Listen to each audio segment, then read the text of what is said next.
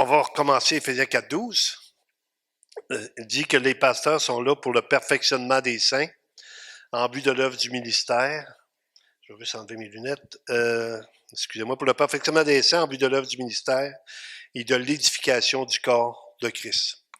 Donc, le but, c'est qu'on grandisse, qu'on mature, qu'on devienne des gens, si on peut dire, des hommes faits. On va le voir plus loin dans Éphésiens, entre autres. Des hommes sur qui on peut compter, des hommes, des femmes. On met toujours les deux dans le même... le féminin comprend le masculin comprend le féminin pour pas qu'on se trompe. Mais qu'on puisse maturer, grandir. Et on avait vu que la première chose qui fait qu'une personne va grandir, c'est la parole de Dieu. On a besoin de la parole de Dieu. L'homme ne vivra pas de pain seulement, mais de toute parole qui sort de la bouche de Dieu.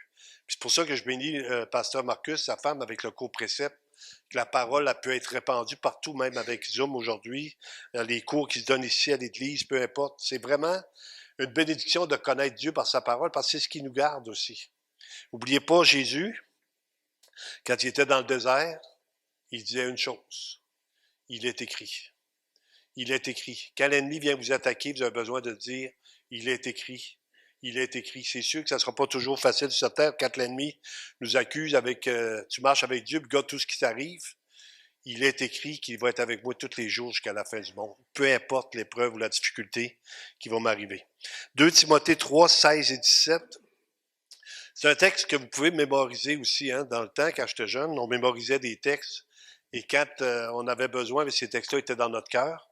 C'est un texte qu'on connaît. La plupart des vieux, oui. Les jeunes, peut-être moins, mais apprenez à mémoriser les Écritures. Ça va toujours devenir comme quelque chose qui revient, de la ruminer, un peu comme ils disent que les vaches ils ont 4 estomacs. Les chrétiens devraient en avoir une douzaine, ruminer la parole, à revenir, qu'elle puisse revenir constamment dans notre vie. Toute Écriture est inspirée de Dieu et utile. Donc, la parole de Dieu est inspirée de Dieu. Ça veut dire que c'est Dieu lui-même qui nous a parlé à travers sa parole. Fait que toute Écriture est inspirée de Dieu, utile pour nous enseigner, pour nous convaincre.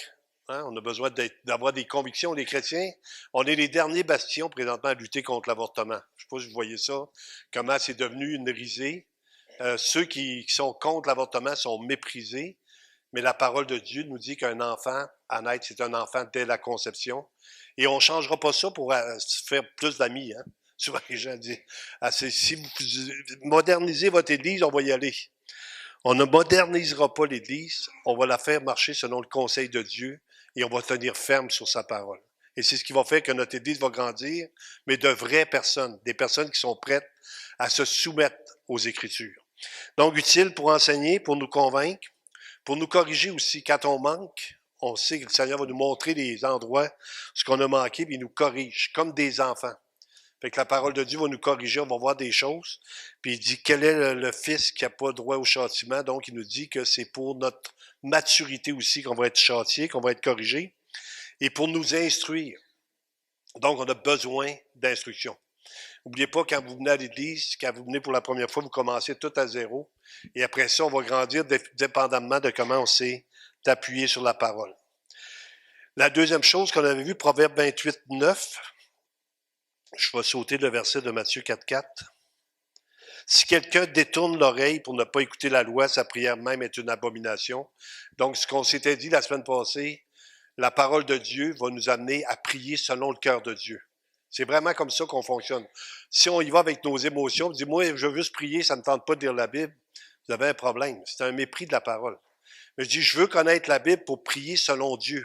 Parce qu'il dit, si vous demandez quelque chose, selon sa volonté, il vous écoute. Donc, il nous dit qu'il va répondre à notre prière, mais pour connaître sa volonté, il faut lire sa parole. Fait que les deux vont aussi de pair. Donc, la deuxième chose, la prière. La prière est essentielle à la vie du croyant. La prière, c'est de s'abandonner dans les voies de Dieu. C'est de croire que, dans le fond, c'est de montrer notre dépendance. J'ai besoin de toi. Quand mes enfants étaient plus jeunes, puis ils venaient chez nous, ben, ils restaient à la maison, puis ils me demandaient quelque chose. Ils montraient leur dépendance. Papa, tu peux-tu faire ça pour nous autres? Papa, tu peux-tu? Et là, je répondais selon ce que je pensais qui était bon pour eux autres. La même chose devant notre Dieu. On y exprime notre reconnaissance dans la prière. On l'a vu ce matin.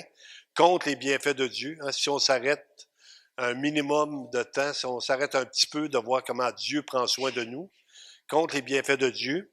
Et après ça, tu es reconnaissant et tu vas exercer la prière en disant, Seigneur, j'ai besoin de ça, ou je veux que tu agisses dans telle situation sans... Écoutez, il y a un gars qui m'a appelé hier, puis il me disait qu'il avait rencontré un chrétien en 1982 qui a donné une Bible.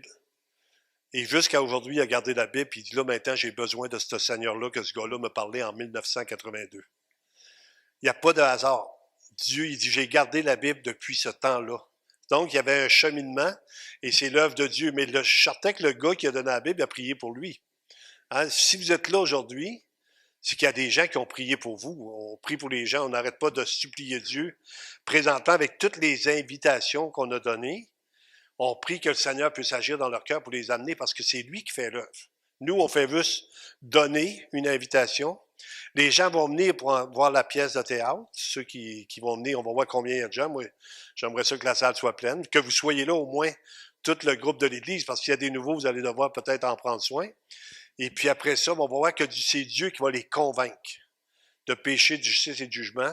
Et c'est comme ça qu'un réveil commence, par l'œuvre de Dieu dans son Église. Donc ici, il nous parle de la prière. Hébreux chapitre 5, verset 7. On avait vu que Jésus était un homme de prière. Si vous lisez les Écritures, Jésus se retirait à l'écart et priait. Et ici, il nous dit, c'est lui qui, dans les jours de sa chair, ayant présenté avec de grands cris et avec larmes des prières et des supplications. Donc Jésus ne dépendait pas de lui-même, il dépendait de son Père. Des prières et des supplications à celui qui pouvait le sauver de la mort, ayant été exaucé à cause de sa piété. Il dit même qu'il a appris l'obéissance par les choses qu'il a su faites. Donc, on a vu la semaine dernière la parole de Dieu et la prière. La troisième chose qui n'est pas à la mode vraiment, c'est l'épreuve. On pense que parce qu'on est chrétien, on n'aura pas d'épreuve, on n'aura pas de difficultés, ça va toujours bien aller. Et il y a des églises qui prônent ça, qui prêchent ça, ils appellent ça l'évangile de la prospérité. Ce qu'on dit aux gens, si tu viens au Seigneur, tu n'auras plus de problème, tu ne seras plus malade. Et si tu es malade, c'est parce que tu as quelque chose dans ta vie. Si t'arrives des problèmes, parce que... Et c'est vraiment à l'encontre des Écritures. L'épreuve va faire partie de notre vie. Écoutez, l'exemple qu'on a, c'est Jésus. Est-ce que Jésus a été éprouvé? Hein, dans le désert pendant les 3 tentations qu'il y a eu, mais toute sa vie, il a vécu des épreuves. Toute sa vie, il a vécu des rejets, il a vécu des difficultés. Donc l'épreuve, moi j'ai toujours l'habitude de dire, l'épreuve prouve où est-ce que vous en êtes dans votre vie chrétienne. Si l'épreuve vous fait abandonner de marcher avec Dieu, ça veut dire que c'était pas fort. Si l'épreuve vous donne de persévérer avec Dieu, ça vous montre que vous aviez déjà l'espérance dans le Seigneur, parce que notre vie, un peu comme le monde nous dit, on a juste une vie à vivre. Écoutez, c'est un des pires mensonges qu'il n'y a pas sur la terre. On a 2 vies à vivre.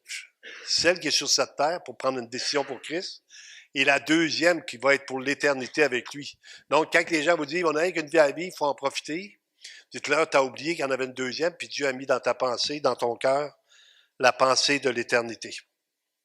Luc chapitre 5, versets 15 et 16 aussi pour la prière. Sa renommée se répandait de plus en plus et les gens venaient en foule pour l'entendre et pour être guéris de leur maladie. Et lui, il se retirait dans les déserts et priait. Il y a juste une chose que je peux vous donner comme conseil, si vous priez dans votre voiture puis que vous conduisez, gardez les yeux ouverts. C'est parce que ça peut être...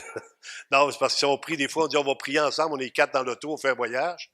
Si le conducteur prie, il est le seul qu'il faut qu'il garde les yeux ouverts en priant. Mais Jésus priait. Il voyait les choses accomplies par le Seigneur, on voit la grâce de Dieu, mais constamment, il s'en remettait à son Père. C'est un exercice.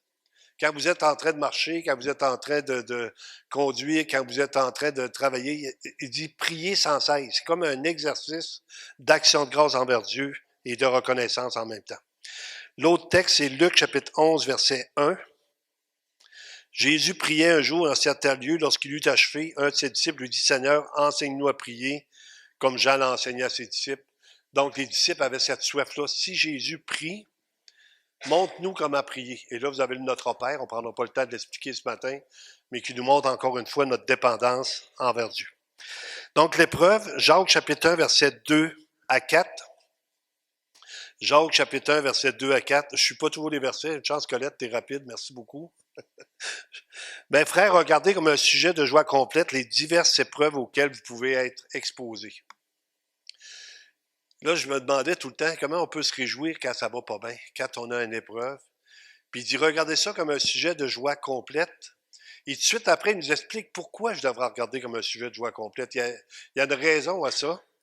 Il sachant que l'épreuve de votre foi produit la patience. Donc, il va avoir un résultat. Mais il faut que la patience accomplisse parfaitement son œuvre afin que vous soyez parfait et accompli sans faillir en rien. Donc ici, il est en train de nous dire que l'épreuve va créer en nous de la patience. Ça va nous former un caractère qui va faire qu'on va dépendre encore plus de lui. Puis de dire, Seigneur, comme les gens qui disent, je comprends pas que je sois malade. Mais on peut dire, je comprends pas que je sois pas malade. On n'a pas raison d'être en santé. C'est juste que Dieu nous fait une grâce. Et si on est malade, dans l'adversité, pendant qu'on comprend pas, ça fait un peu comme Miguel. Il voit comment que sa femme l'aime. L'épreuve a prouvé l'amour de sa femme pour lui. Tu es content, Miguel? C'est rare que je te vois là. C'est là que je voulais en profiter, là. Mais l'épreuve va nous resserrer nos liens aussi en tant qu'assemblée, en tant qu'Église. Puis on avait vu le dernier, c'est la souffrance. Et ça encore, c'est un problème parce que dans notre monde, on a vu plus souffrir. Hein? C'est ça qu'on dit aux gens.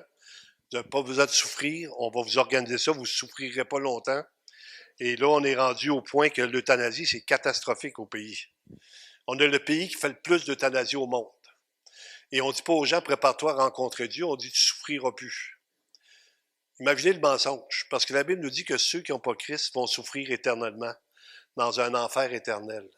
Et là, on leur dit, tu souffriras plus. Donc, tu les endors en leur disant que ça va s'arrêter là.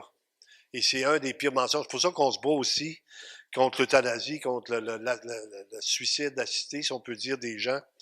Et là, ils nous disent, ils leur promettent, c'est des soins de fin de vie. On va vous soigner. Et si tu te fais soigner et tu ne te réveilles pas après, c'est que le soin n'a pas fonctionné. Et c'est vraiment triste. 1 Pierre 4:1. On va regarder deux textes. On les a vus la semaine passée, mais on se rappelle. J'ai trouvé un texte dans la Bible qui dit « Je me lasse pas de répéter les mêmes choses, fait que je suis content, je peux la répéter, je me sens moins coupable de répéter des versets. » Il dit « Ainsi donc, Christ ayant souffert dans la chair, la question qu'on peut se poser, est-ce que Christ a souffert dans la chair? Comment il a souffert? Couronne d'épines, flagellé avec des os, c'était des petits os au bout des lanières de cuir ou des morceaux de fer, de métal. Premier coup, il frappait, ça faisait gonfler le sang. Le deuxième coup, ça fendait. Il était tellement meurtri qu'il dit il était pas connaissable à force qu'il avait souffert dans sa chair. Il dit, Christ ayant souffert dans la chair. Je veux juste vous rassurer, vous ne vivrez pas les mêmes souffrances que Christ. Vous aussi, armez-vous de la même pensée. Il va y avoir de la souffrance dans nos vies. Vous ne pourrez pas l'exenter. Il n'y a personne qui ne souffre pas. Car celui qui a souffert dans la chair en a fini avec le péché, mais il va nous parler d'une souffrance qui va venir sur nos vies. On peut avoir le soulagement. Quelqu'un hier me disait, je souffre, mais je ne veux pas prendre de cortisone. Mais du quand j'en prends, ça me fait du bien. Je lui dis, prends-en. Si ça te fait du bien, prends-en. Tu vas éviter de souffrir pour rien. On n'est pas obligé de souffrir pour souffrir. C'est pas une vertu, souffrir, là. Ah, je souffre, mais plus que je vais souffrir, plus que je vais être comme le Seigneur. C'est pas une vertu. Mais ça fait partie de notre lot en tant que croyant, puis en tant que toute personne qui vient sur la terre. L'autre verset, c'est 2 Corinthiens, chapitre 1, versets 3 à 5. Béni soit Dieu, le Père de notre Seigneur Jésus-Christ, le Père des miséricordes et le Dieu de toute consolation, qui nous console dans toutes nos afflictions, afin que par la consolation dont nous sommes l'objet de la part de Dieu, nous puissions consoler ceux qui se trouvent dans quelque affliction. Donc, il y a un but aussi, c'est que vous allez devenir beaucoup plus sensible à la souffrance des autres. Hein? La Bible nous dit de souffrir avec ceux qui souffrent. J'ai tout le temps l'habitude de dire quelqu'un qui vient me voir et qui dit « Pasteur, j'ai mal au dos », je suis très, très, très, très, très, très compatissant. J'ai été opéré dans la colonne en 1984, hernie discale. J'avais tellement mal dans le dos, j'avais 29 ans, je débarquais de mon lit en roulant. J'avais une chaise avec des rouleaux pour pouvoir me calmer ma souffrance. Je travaillais 45 minutes, 15 minutes dans une chaise. Et puis, ils m'ont passé une myélographie. C'est un liquide qui passe dans la colonne. Puis, on dit, tu es en train de paralyser, on t'opère d'urgence lundi matin. Donc, je sais c'est quoi la souffrance d'un mal de dos. Si quelqu'un me dit ça, mal au dos tout de suite, c'est Mathias l'autre jour qui me dit qu'il a mal dans le dos, je suis venu mal. J'avais mal pour lui, je savais ce qu'il vivait. Donc, on a des douleurs. Puis là, ce que vous avez comme douleur, vous dites, écoute, je peux comprendre ce qu'il vit là, avec ça, ce mal de dos-là. Bon, non, quelqu'un qui a eu l'influenza, qui était malade à plein, que l'autre dit, j'ai une grippe. Vous savez, une grippe d'homme, on rit de ça, hein? Mais l'influenza, que ce soit sur un homme ou sur une femme, ça fait un effet assez solide. Les gens qui sont malades de ça sont vraiment malades. Et là, on dit, non, c'est un homme. Non, non, c'est pas. Ils souffrent pour vrai des hommes, hein? Quels sont des hommes qui ont déjà souffert? Pasteur Jérôme, ok, je savais pas que lui avait. Quelles sont les femmes qui ont déjà souffert? Bon, on est égal. On est égal. On n'a pas besoin de compter pour le repas. On va être correct. On avait terminé en disant la parole et la prière, c'est entre nos mains. C'est à nous d'aller chercher la nourriture du Seigneur. Et c'est à nous aussi de se consacrer à la prière. On va prier si vous avez des besoins, faites-les connaître à Dieu. Donc, on fait connaître nos besoins, on va aller dans la prière. Mais la souffrance et l'épreuve, c'est entre les mains de Dieu. Et le Seigneur, tout ce qu'il veut, c'est qu'on apprenne à se soumettre à ce qu'on vit en tant qu'épreuve. Bon, si on peut s'en sortir, sortez-vous-en, il n'y a pas de problème. Mais si vous la vivez, vous dites, Seigneur, aide-moi à passer au travers. Puis restez accrochés au Seigneur. De toute façon, à quel autre irions-nous? Hein? Quand vous regardez ça, si tu veux qu'on aille, y a-t-il quelqu'un qui a des meilleures solutions que Christ? Il n'y en a pas un qui en a. On était rendu au deuxième point, c'est, en parlant des pasteurs, la responsabilité pastorale. J'en ai parlé il y a peut-être 3-4 mois. Quand je parle de ça, je ne parle pas de ça pour me plaindre. Je parle de ça que vous puissiez prier pour les pasteurs. On est plusieurs à l'Église parce on va avoir à rendre compte pour les hommes. C'est pas rien en tant que responsabilité. Et si Dieu nous appelle, il n'y a pas de problème, on le fait avec joie. Il y a pas, je suis pas en train de pleurer ce matin. Mais quand on dit aux gens priez pour nous, c'est qu'on sait qu'on a besoin de prière. On a besoin que les gens soient avec nous dans le même combat.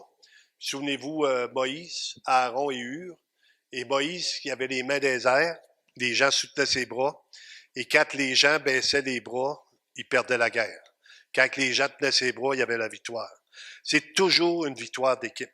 Hein, le hockey, vous avez vu le hockey, là, ceux qui suivent le hockey? Danny? C'est pas juste un bon joueur qui fait une équipe, c'est une équipe qui fait la meilleure équipe. Quand ils travaillent tous ensemble. Voilà. Pour ceux qui prennent pour Toronto, vous avez vu Matthews, vous avez vu Marner, vous avez vu Nylander, Tavares, vous les connaissez tous, Chopin? Pas sûr. C'est juste moi qui est pogné encore avec le hockey, de temps en temps. Non, j'écoute le hockey, j'aime ça.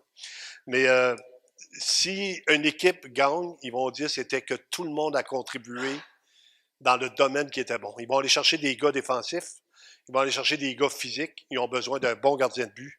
Donc, c'est toujours un travail d'équipe. Une église en santé, c'est une église qui ne repose pas sur le pasteur, mais qui repose sur la diversité des dons que tout le monde en pratique pour le royaume de Dieu. Chacun rentre dans son appel un peu, comme j'ai vu travailler ça, là, je n'en revenais pas comment ça s'est fait vite, mais les gens sont dans leur don. Moi, je ne sais pas cogner un clou, je ne sais pas visser une vis, je ne sais rien faire. Vraiment, je suis handicapé. Je suis toujours content de voir qu'il y a des gens qui sont capables, mais qui sont capables et qui le mettent au service des autres. Ça, c'est une autre affaire. Souvent, les gens peuvent être capables pour eux-mêmes, mais pas pour les autres. Donc, la responsabilité pastorale, formation disciple, Colossiens 1, 28, 29. C'est lui que nous annonçons, exhortant tout homme et en instruisant tout homme en toute sagesse, afin de présenter à Dieu tout homme devenu parfait en Christ. Donc, instruisant tout homme en toute sagesse, afin que les gens deviennent de plus en plus matures. Et là, l'apôtre Paul va dire, c'est à quoi je travaille en combattant avec sa force qui agit puissamment en moi. Donc, Paul n'est pas en train de dire c'est à cause de moi, mais c'est à cause de Christ en moi que les gens vont avoir le désir de marcher avec le Seigneur. On dit souvent que la vie est courte, hein? Je ne sais pas si vous le réalisez. Monsieur et Madame Brisson, ils vont avoir 70 ans de mariage bien vite. 70 ans, je n'étais pas au monde.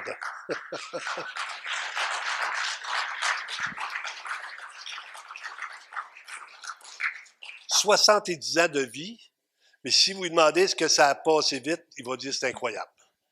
Hein, c'est déjà passé. C'est nos doyens ici à l'Église présentement. 70 ans. Une vie, c'est court. Et c'est pour ça que la Bible va nous parler en tant que croyants, racheter le temps car les jours sont mauvais. Qu'est-ce que je peux faire pour la gloire de Dieu pendant le temps que je donnerai son nom? Il dit, faites du bien envers tous, principalement vers les frères en la foi. C'est comme ça que l'équipe se met en branle. Puis je pensais cette semaine, j'ai regardé les fenêtres qu'il faut laver à l'église. Je me dis, c'est le fun maintenant de des jeunes à l'église. Des jeunes qui peuvent monter sur un échafaud, qui peuvent monter d'un escabeau. J'ai dit, c'est le fun parce que nous autres, on l'a fait. Ah, Mme Simon, on l'a fait. On a lavé ça les vitres, nous autres, quand on était jeunes. On a fait ça. On avait une équipe. Puis je me dis maintenant, quand on va faire une équipe, on va avoir une équipe de gens capables de monter et descendre sans avoir mal des genoux. Parce que nous autres, quand on monte, on descend, quand on arrive en bas, on est fatigué. Puis quand on arrive en haut, on commence à avoir peur, on shake un petit peu. Quand t'es plus haut que 4 pieds, là, ça commence à être haut. Là. C'est plus comme dans le temps. Ben, je dis, si on fait une équipe, mettons, comme l'équipe qu'on fait pour faire l'entrée, là, on a déjà des gens qui donnent leur nom. Puis si on fait une équipe, ils ont fait une corvée, on lave les vitres pour la convention. Moi, je suis certain que ça va être incroyable. Je n'ai pas demandé à personne encore, là, mais je prépare les cœurs. Deuxième chose, prêcher la parole. 2 Timothée 4, 1 à 5, la responsabilité de ne pas changer les choses pour les rendre favorables à notre monde. C'est ce qui est le danger qui guette chacune des églises aussi. Du écoute, ça serait le fun qu'on ait plus de monde, puis tout ça, mais on va mettre ça plus facile. Mais on ne mettra pas ça plus facile, on va mettre ça comme la Bible dit, et ceux que Dieu connaît, il va les appeler, puis il va les amener. Mais regardez ici, ce texte-là, comment il est précieux, puis je m'en inspire beaucoup quand je fais la radio, la télévision. Je me dis, il ne faut pas que je change parce que je suis à la radio ou à la télévision. Il faut que ça soit la même parole. Parce que s'ils viennent à l'église, ils vont dire, ils jouent sur 2 terrains. Quand il est à la radio, c'est un gars, puis quand il est à l'église, c'est un autre gars. Fait que ce qu'ils entendent à la radio, il y a un monsieur qui m'a arrêté un matin à 6h30 pendant que je marchais. Hey, j'écoute ça à la radio. C'est bon, t'es comme nous autres. Ça veut dire que lui, il est proche du Seigneur. Ça veut pas dire qu'il est...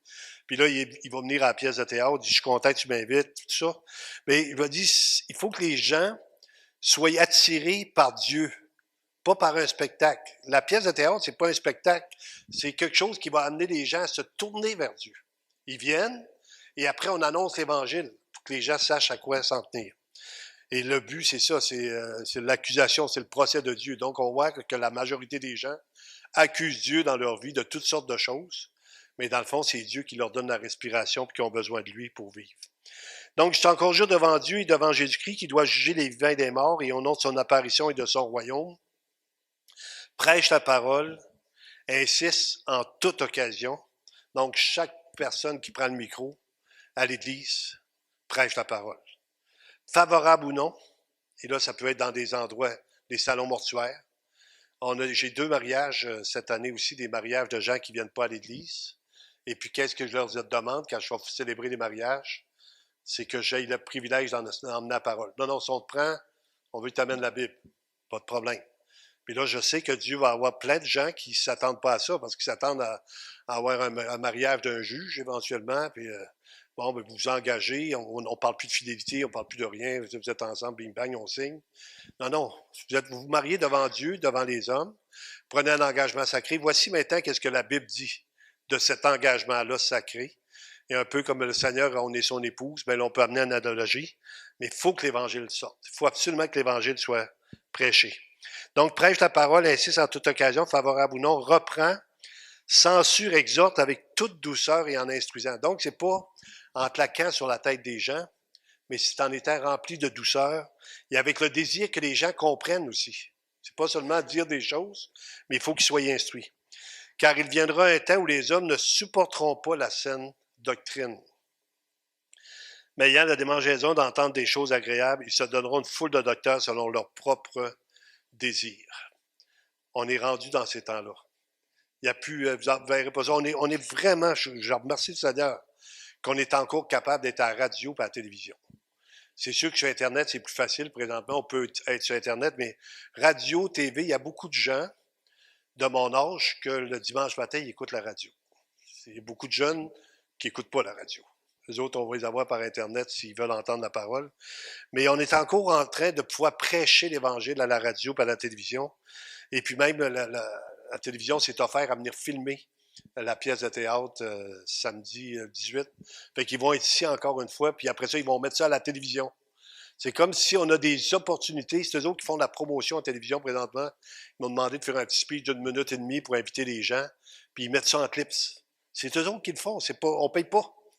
C'est comme tellement incroyable qu'ils nous font ça. C'est une bénédiction. Puis la radio, ben, c'est la même chose, on peut l'annoncer.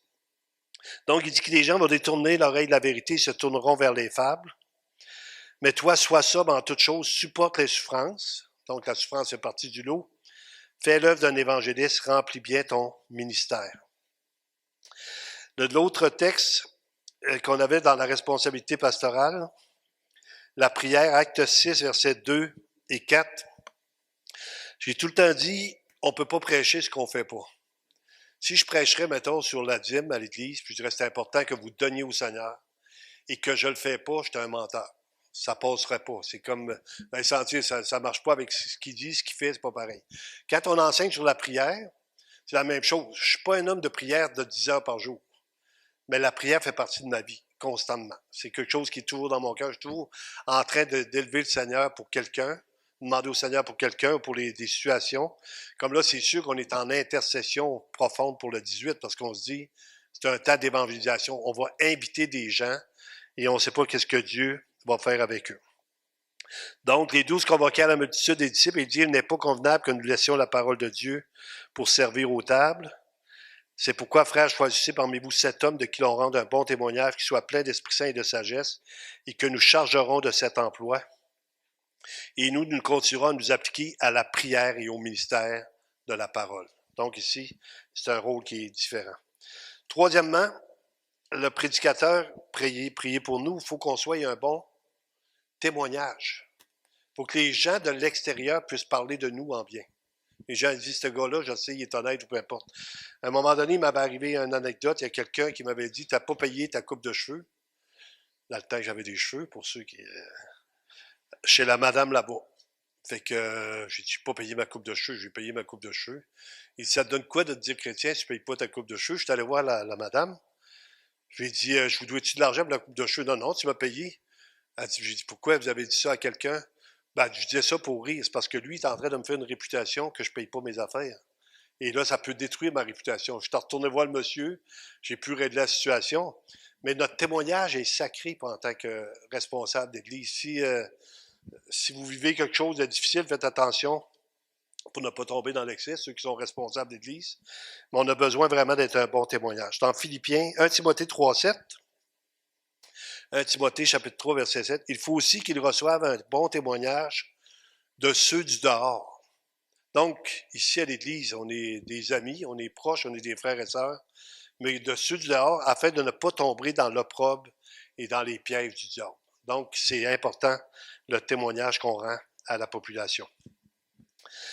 Cinquièmement, on doit répéter le message, 2 Pierre 12, 13. Voilà pourquoi je prendrai soin de vous rappeler ces choses, bien que vous les sachiez et que vous soyez affermis dans la vérité présente.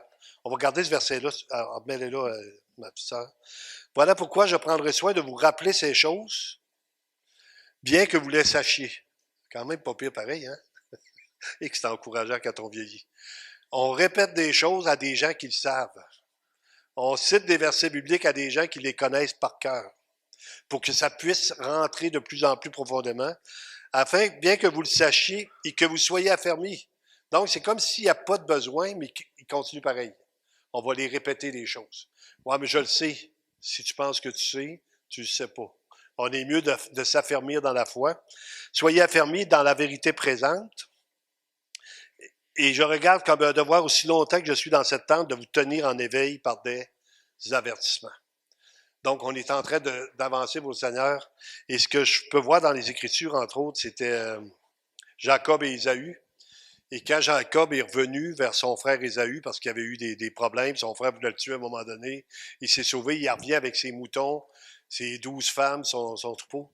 Et là, il avance tranquillement pour que tout le monde se rende à terme. Il dit, si on va trop vite, on va en perdre en cours de route. Et à l'Église, c'est ça que je veux, en tant que chrétien, qu'on grandisse ensemble et qu'on se rende à terme ensemble. Le ministère s'accomplit par tous les membres. Ça, c'est vraiment là-dessus qu'on peut voir la santé d'une Église. On en a parlé un petit peu tantôt, mais qui ont mis leurs dons au service des autres. Quand on a fait la rénovation dans la place. Et dans 1 Corinthiens 15, 58, 1 Corinthiens 15, 58, « Ainsi, mes frères bien-aimés, soyez fermes, inébranlables, travaillant de mieux en mieux à l'œuvre du Seigneur, sachant que votre travail ne sera pas vain dans le Seigneur. » Il va dire dans Colossiens chapitre 3, « Faites tout de bon cœur comme pour le Seigneur et non pour des hommes. » 1 Pierre 2, 4, 5, « Approchez-vous de lui, pierre vivante, rejetée par les hommes, mais choisie et précieuse devant Dieu.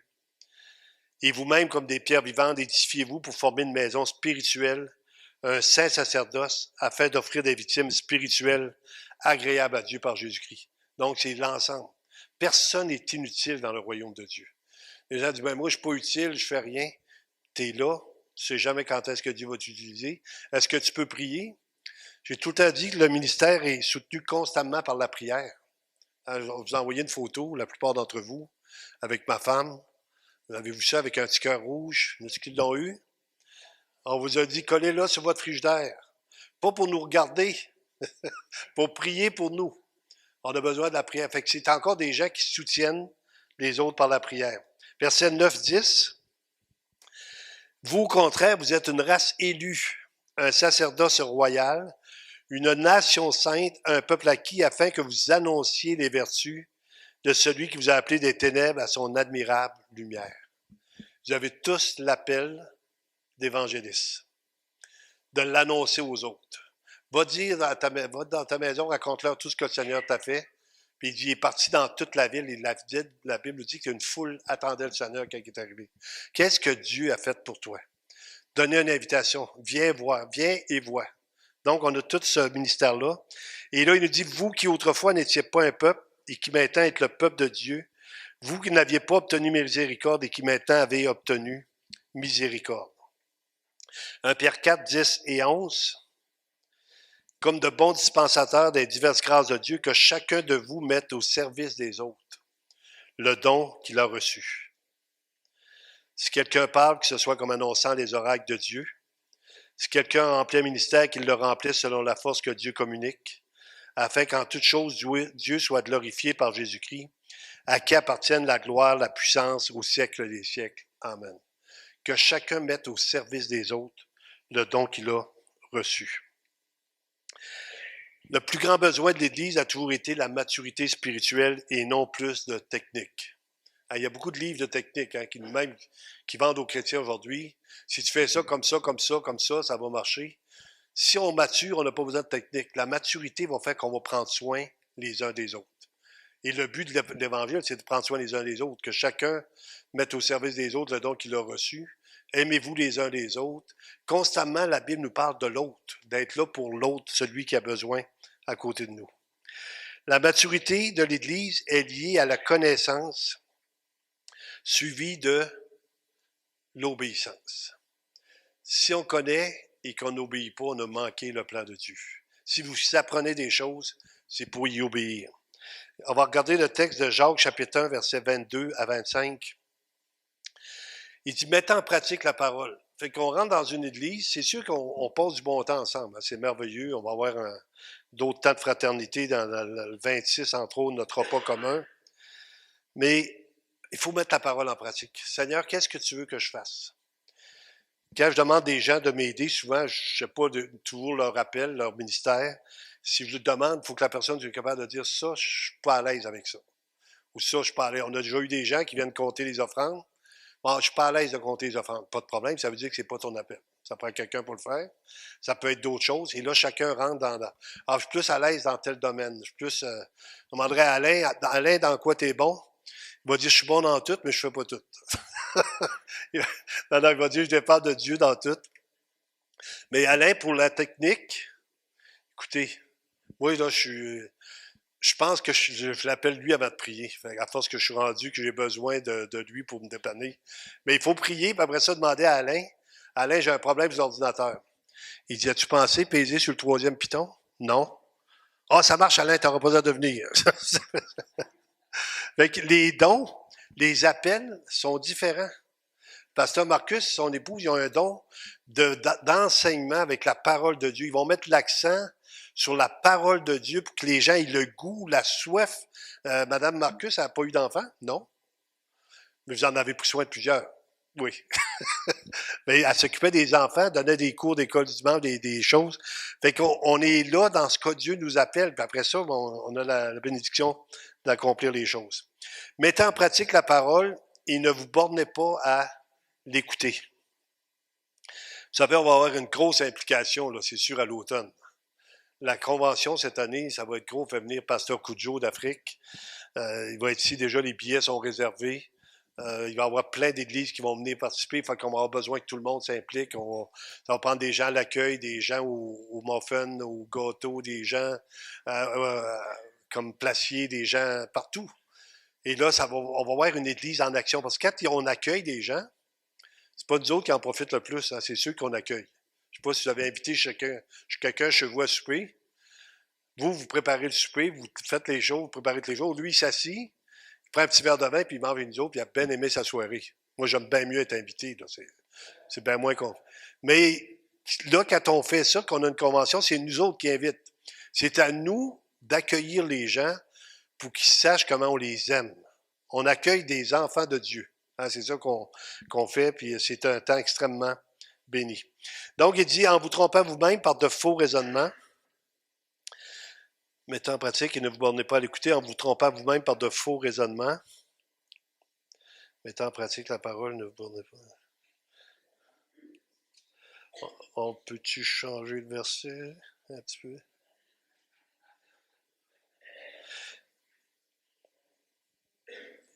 OK. Et qui, après s'être regardé, s'en va et oublie aussitôt comment il était, qui il était.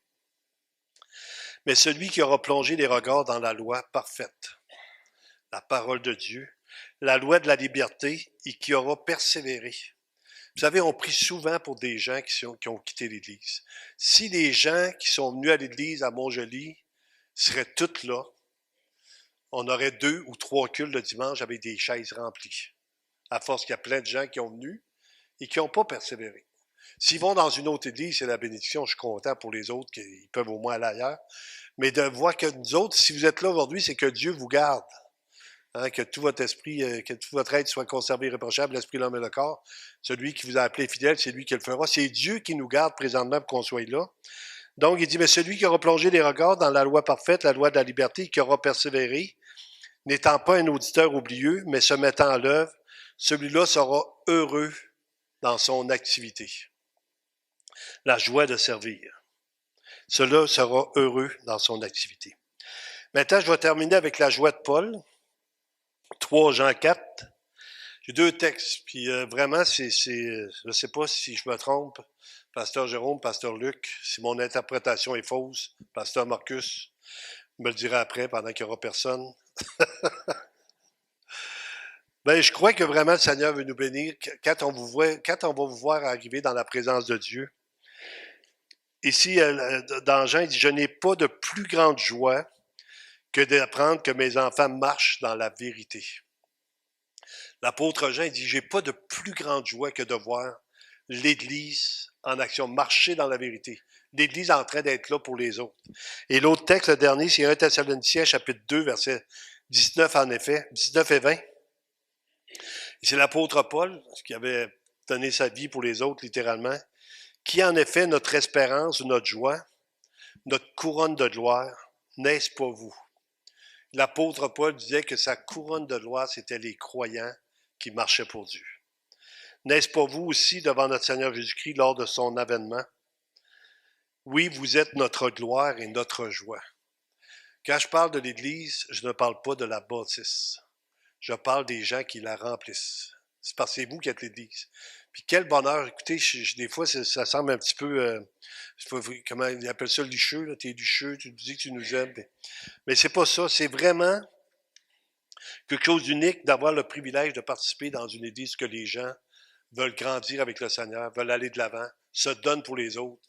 Il y a de la joie là-dedans. Écoutez, si vous pensez que je fake pas, hein, dimanche matin, quand je suis sur le perron, là, j'ai tellement hâte. Il arrive donc bien tard. Il est 9h30, c'est à 10h. Ouais, mais pour arriver avant, là, je prends en coller une coupe avant. Mais je suis trop béni de faire partie du corps de Christ et qu'ensemble on grandisse pour que lui, Seigneur, soit glorifié au bout de la ligne. Fait qu'on va juste courber notre tête et on va prier comme ça. Allez.